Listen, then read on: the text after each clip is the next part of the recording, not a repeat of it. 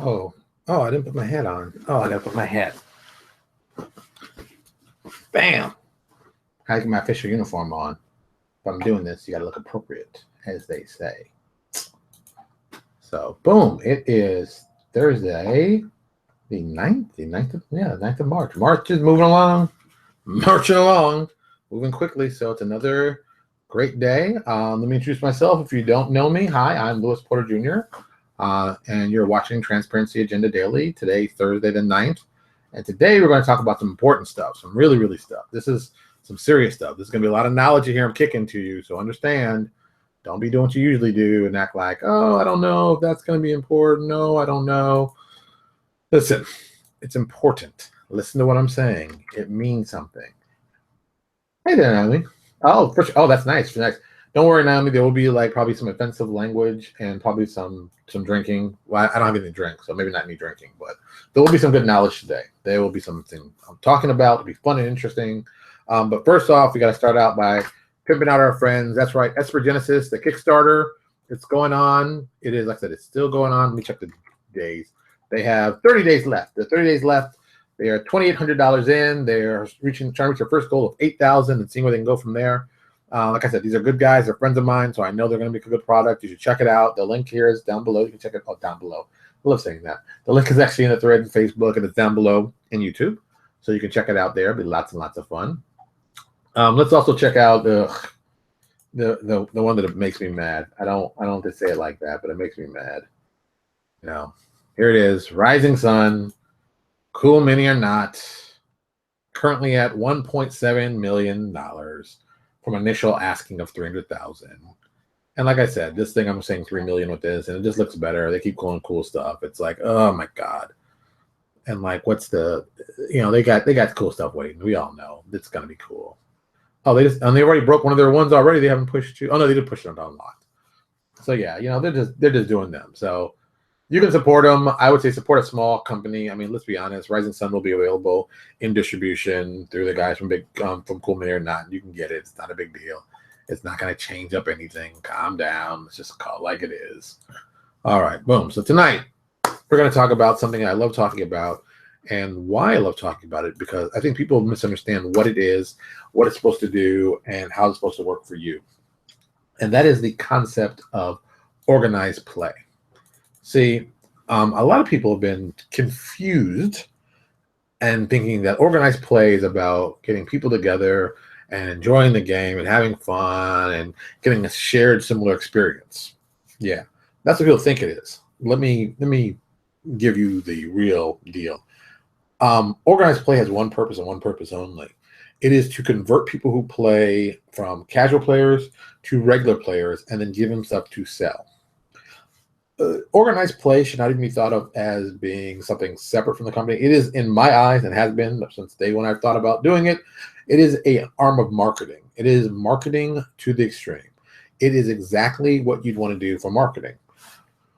The main purpose of it is get people to play, sit down at tables and play. And the more people play, the more they want to play. People watch people play and say, ooh, what's that? And it just grows from there.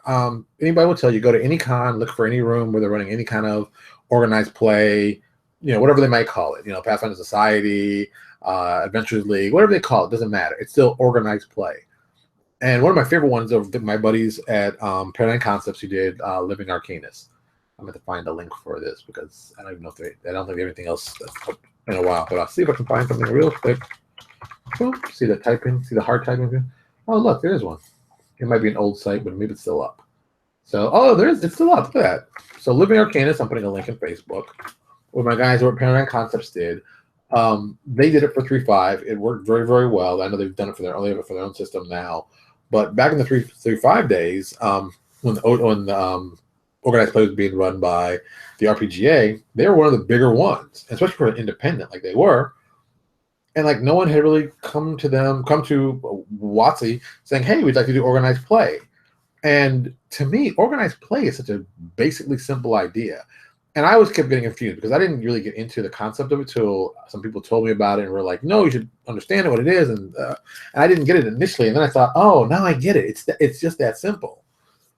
And it's the marketing arm. It's 100% the marketing arm of the company. And if you do it really well, you can make a lot of money at it.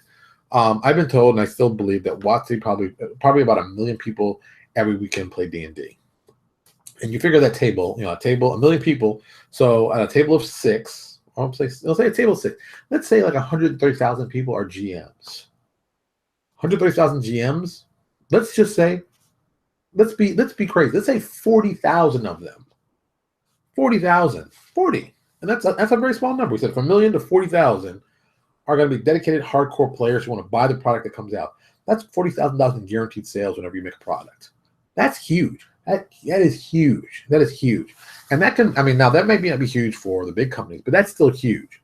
But let's do the simple math. You got a $40 product coming out. You got 40,000 people, interested in it. You do the math.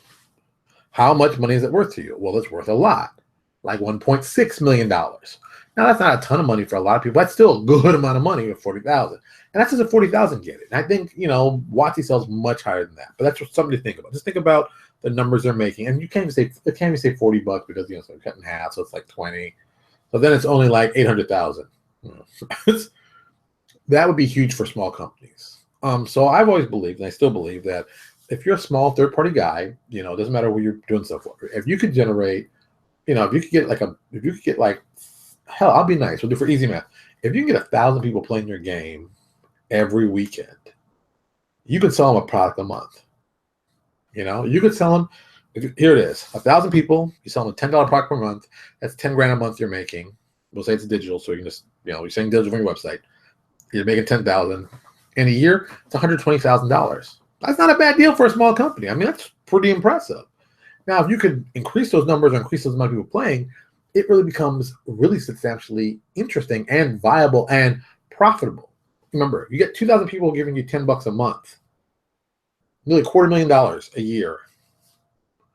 Just figure out a way to do that. You do the math backwards. It's not rocket science. You got these people going to cons, playing in cons. Once again, it's marketing. It really is about marketing your company.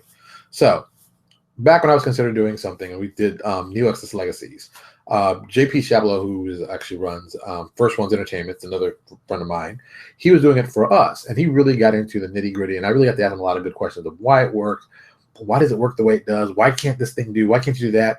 And even some of the guys at Paradigm Concepts gave me the same kind of thing. I kept asking all these questions like, I don't get it. Why would people play it like this? And it very much is the mindset I've been told, and I agree with now. It's kind of the kill monster, get treasure. My character is better than your character, and that's kind of the playing style. And that's how it's always been. The guys living Arcanist went a different route. They went for more storytelling. Like, what you have, like with every adventure you play, let's just say Paizo or RPGA, it was like you played it, boom, you did it, whatever happened. Nothing really affected anything else. It wasn't like connected. It's just like, oh, you played an adventure, and now you can play this adventure, and that's how it went. Arcanist kind of made storylines, and they had the hard points and soft points, and they had stories throughout the actual play of the organized play, and what you did affected the outcome in certain things. And I thought that was a brilliant idea. That's one of those things that's so brilliant that should have been done in their fiction. They should let people doing their organized play determine what their fiction would happen, and that's how they would tell the story. I think that would be even better. So I thought that was just an amazing, amazing concept, and no one really has done that. Arcanist is doing that now, and I think Paizo's done a little bit, but no one's really just sat down and said, I'm going to tell you a story from this period to this period, and then what you do is effects, and at the end, you're going to have to make these choices, and when you do these choices, you're going to get this result. And if you do that choices, you're going to get this result. And keep playing it like that, and then the next year you do it over. All right. So something that I considered a long time ago, and it won't work as well now, but I think it still could be awesomely done if you did it right. And, well, now that some changes have happened, but you'll see what I'm talking about. So if you think about con season, the bigger con season for role-playing is going to be Origins and then Gencon. Gencon, of course, we know is the big one, but Origins is still a solid show for gamers. Still people will be there. And the way I saw it is like, look, this is how they should work the marketing. Your year begins... And let's say it's year 0. You've been talking this thing up all year. You're going to tell people we're going to go to Gen Con. It's going to be a zero year. You can play it at Gen Con and have a lot of fun. So you go to Gen Con, you play it at Gen Con. That's your starting point. The midpoint, this is going to go for a whole year. It's going to go from Gen Con to Origins. That's how it's going to go. So, it'll be Gen Con 2016 to Origins 2017. That's how you play out the year. You do it at Gen Con, that's where the big excitement you're going to get. That's where you get the big push. Your midway point would be Winter Fantasy. Now, this is back when Winter Fantasy was doing organized play for everybody else. Now they've kind of moved away from that. But an idea that I think would be kind of interesting and cool, you could maybe pull it off, but it's kind of a long shot, but it'd still be kind of cool. And it's tougher to do now than back then. So the idea would be, if Winter Fantasy was going on, you could probably go to them and get a space and say, hey, I'd like to play this game here. I think it might even be different now with Bulbin Games. Steven, I will not be making it to Gen Con. Jesus Christ. That's like everyone keeps asking me that. Like, no, I know I'm not going. Not that I don't want to go, I just not physically cannot make it. So if you're doing the con, you could get some space in there and you could run your thing there. Now, people are already there. If they're playing, Paizo, if they're playing, you've already got a fan base there, a rabid fan base, because these guys are going to Fort Wayne, Indiana in the snow, usually. And I wouldn't go to Fort Wayne, Indiana in the snow. I used to live in Indianapolis. I know how cold it is. You can't, and I live in Florida now, so I can never go now. But I think that you could get something going there. You could have something playing there. You could have something starting, people doing stuff, and I think that could be really a big thing. So that's your midway point. So you have the big, typical Act 1, Gen Con, Act 2, Winter Fantasy, Act 3, Origins. And at Origins, and everything you do through the year feeds into your Origin adventure. They would call them Battle Interactives through Arcanus. I keep referring to Arcanus because I know they know, so they're actually a good one to look at. Plus they did some other stuff. The Gathering is what they called it, Origins, where they were running a lot of that stuff. So I'll be talking about more of that. Check the links, is all important. So at the end, at Origins, is your big finale adventure. Dun, dun, dun, finale adventure. Now here's the kicker. Here's something that I never understood what people didn't do. I still can't get this. From Origins to Gen Con. Origins ends as a big event. It ends Sunday night. Everything's done. Da, da, da. Monday morning, you start hyping up for Gen Con, which is usually 4 to 6 weeks away. And you just put out cool marketing. Like, week 1, we're going to be doing a whole adventure series, and this series is going to be called blah, blah. And then you plaster it everywhere. You push that for like weeks. And you talk about what kind of cool adventures you're going to see, who's going to be involved with it. And then you market the hell out of this thing for that time between Origins and Gen Con. So when Gen Con hits, people are like rabid, like, what the, and they have to see, okay, this is what happened to Battle Interactive, and this is the effect it's going to have on the world. So people are going like, oh, I didn't expect that. Oh, God. And that's excitement you want to get. So when they get to Gen Con, they're already super hyped up. They want to play. And remember, it's only been 6 weeks. So they're still in the kind of that high of, oh, I remember when I played it, we did this, and oh, my God, it's great. That's what you're doing. You're trying to keep them on that high. After Gen Con, you played out the regular adventures and you keep going like that. I think, based on what I've been told, I think you could start with 6 adventures to start would be reasonable. And 6 good adventures. You could tie them in. I think tying them in would be helpful. Do the 6 adventures. Like, at Gen Con, you release 6 adventures. People play all 6. You got all time play all 6. People talk about it, play all 6. They'll get excited. Boom, boom, boom. Total excitement. The following month, which is like September, October, November, December, January, you release 2 adventures a month. Just keep releasing. Keep releasing. Don't care. Just keep releasing. Make sure they're good. And you can release what I call the hard point and the soft point. If you all didn't understand that, the hard point is like the main storyline that goes through and it's going to affect the end at Origins.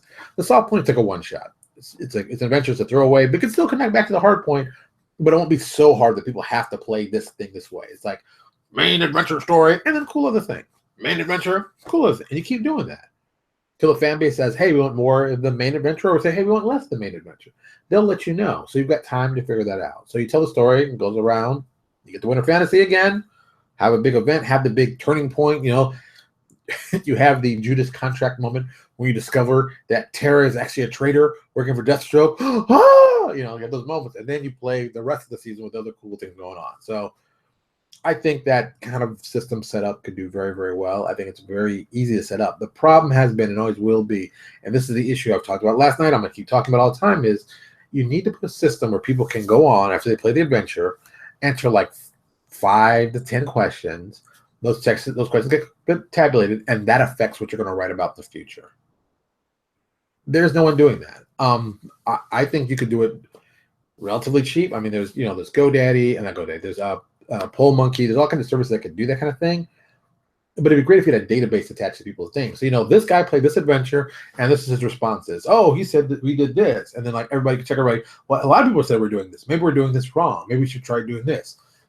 And I think that information is just genuinely awesome information that people want to know and understand. And from a company perspective, it really makes it really exciting. So I think it's something kind of cool. I think you should think about it. I think if you haven't thought about doing organized play, you have to. Yeah, actually, let me put these links up. I didn't realize it was so late already. What happens when I talk about a good topic? I get all excited. So here's Pathfinder Society. If you're familiar with Pathfinder Society, if you're not, I'm kind of surprised because you're watching this and you must be a fan. Here's something else that just came out, that Paizo is going to be doing a Starfinder Society, which was not a surprise at all to me, because even when Eric Mona came on, we talked on the show, he was like, hey, if I start another game company, I would start an organized play with mine, which I think that is a brilliant idea. It's just getting people to judge it is your hard part. But, people like that. There's an area of fan base. Boom. I think Pathfinder Society and Starfinder Society will do very well. I most likely will play Starfinder Society because I like science fiction a whole hell of a lot. So I think it's an awesome, awesome, awesome way to go. With that, Baldwin Games, if you're not familiar with the name, you should be, especially if you're into living campaigns and organized play. Baldwin Games are the people who have taken over Adventure League for WotC after the whole big fiasco of the court case on nonprofits working for people in volunteering time. After that's been settled, Baldwin Games looks like a genius in this. I mean, it's just like perfect timing for them. I know they're running events. I believe they're going to run events for Paizo also at cons. They've already got D&D's Adventure League. They're doing that. They're doing their own little thing, which I think is Herald's Guild, I believe, is their piece. They're adding to it. So you've got these guys developing a perfectly made and perfectly put together system for organized play. Now I'm not going to lie, I'm hoping these guys will do a cool solid to a lot of third-party guys. They'll approach them and go, hey, we got the system in play. We got judges. We got people in play. We think we can make some extra money or make some more money on top of what we've been doing with the main guys. And let's be honest, we're never going to be as big as WotC or Paizo. They're huge, huge corporations. But they might set up that we can maybe get a couple judges here for our people to play. Maybe people like this stuff. Maybe there's a fan base. Maybe there's a minor league fan base, but still a fan base that people are like, oh my God, I love playing Neo Exodus. And we could do like 10 tables in Neo Exodus. Or, that's it. 10 tables in Neo Exodus. Oh my God, 10 tables. Let's get people down. Let's get people playing. They could still make some extra money. That would increase our fan base tremendously. Also would expose different settings to people playing. The LPGA did that for a while with like Living City and Living Jungle and different games involved. I wish that someone could do the RPGA again and then do the whole judges aspect, very much like Baldwin Games, and make it open to third parties and say, you know what, this is how we're going to do it. It's very simple. We're going to run your games. The money we collect there, we're going to keep the money. It's our stuff. You're going to keep the adventures. You're going to make the adventures. You're going to give them to us for free because it's smart. We're going to help use that money to help pay our people, get ourselves together. And while you do this, we're going to help market directly to your people. We're going to put out a new product for them and get them interested to come to your website or wherever you want them to go to buy the product. If somebody sits on a table, plays Neo Exodus, and really likes it, I'd want them to buy it. And if the people I'm working with would be like, oh, you really like this adventure? Well, here's their website. Here's their marketing material. Why don't you take this, go to the website. We got a special discount coupon. You go on and order right now. You're going to save yourself some money. Why would I not? Of course I give them the money from running the con. It's good. It's a good marketing ploy. It's how I pay them. They become my marketers. They go out and market for us. And you can focus on what you do best, which is making good games and doing smart business decisions. That's the kicker. There it is. That is what people need to do. It's not really a super duper hard thing to do. It's about the time issue. And it's always back to the same issue as time. What can you do effectively? I've been talking about this for years. I want to get people involved with it. I tried doing it myself. We had some problems. And it's difficult. Don't get me wrong. It's very difficult because you have to kind of get everybody on the same page of what you're doing and move them along the same thing. And I think this could still be a very big winner. I think a lot of people could enjoy this. I think a lot of people would like this.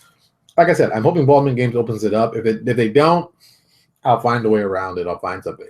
One day I'll get something. I'm going to get, I'm working on this fiction for Neo Exodus. Maybe we'll make enough money that we can do this on the side like Baldwin Games does, build a nonprofit that goes out and does gaming for us.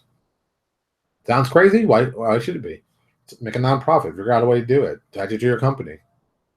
People do it all the time. Why can't you do it? There you go. All right, that's it. It's been a lovely, hot week. Today was a stressful day due to some stuff with Lucas and some doctors, but Nothing bad, so don't worry. Just when insurance companies are stupid, they're mighty stupid. And I'll just leave it like that. You'll all understand that very well. All right. So remember, this weekend we're having our lovely, lovely, awesome video talk with the guys from Alligator Alley Entertainment, who are talking about their Kickstarter, their Esper Genesis Kickstarter. That'll be Saturday from 9 p.m. to I don't know how long. Figure at least 10, maybe 11. You never know. Another cool thing with that is we're going to be talking about all kinds of stuff. It will not be on, well, it will be on Facebook, but really it's going to be on YouTube Hangouts. We're going to start it there. We'll put a link on Facebook. So if you're a Facebook fan of mine and you sign up to my personal account and even my business account, LPJ Design or Louis Porter Jr. Design, you'll see it there so you can come and watch. It's going to be there for everybody to come and watch, have a good time. It'll be awesome. We're going to have a great time. It's going to be great conversations. And the best part is, if you want to start a business, here's another small business that with a lot of people that have a well-known writer, a well-known individual who's in the retail sector, and a member of Gamma. So, I mean, there's a lot of information he knows that he can be incredibly helpful to that I think will be awesome to watch. So if you're really serious about it, you want to know more about publishing, more about game development, more about stuff like that, and dealing with retailers, you should come check this out. It'll be an awesome, awesome show. I will have fun. I just got to make sure I get here on time, get everything set, make us look perfect because I want it to be awesome because it's going to be awesome. See how my word awesome is awesome? It's awesome. That's it. All right, everybody. It is it's later as usual. I want to thank everybody for coming out. Of course, if you're on our YouTube, make sure you subscribe to our YouTube. If not, join us on Facebook. I really appreciate that. You can join my personal page, but I also prefer you join my business page. You can see all the business stuff. My personal stuff also all kinds of crazy stuff, so you may not be into the politics I'm into or want to hear about my science fiction stuff, whatever. I tell you, join the business page. You can see me as a friend. It's okay. It's not a problem. I understand. So just sign up so you make sure you get the message. You can see us when we're going to go online every Monday through Thursday at 9 o'clock. Whew. So what I plan for this weekend? Lots of stuff. But it's going to be a fun weekend. I'm hoping everyone has a good time. Hope everybody has a good time with their families this weekend. As always, go give your mom and your father a kiss. I'm sure they miss you and they love you. If you got your children, give them a hug. I definitely know they miss you. And they say, why are you hugging me? Say, don't worry. You're my child. I own you. Don't even kid yourself. You're mine. I can do whatever I want. Okay, maybe that's not right, but you know what I mean. That's just the way it is.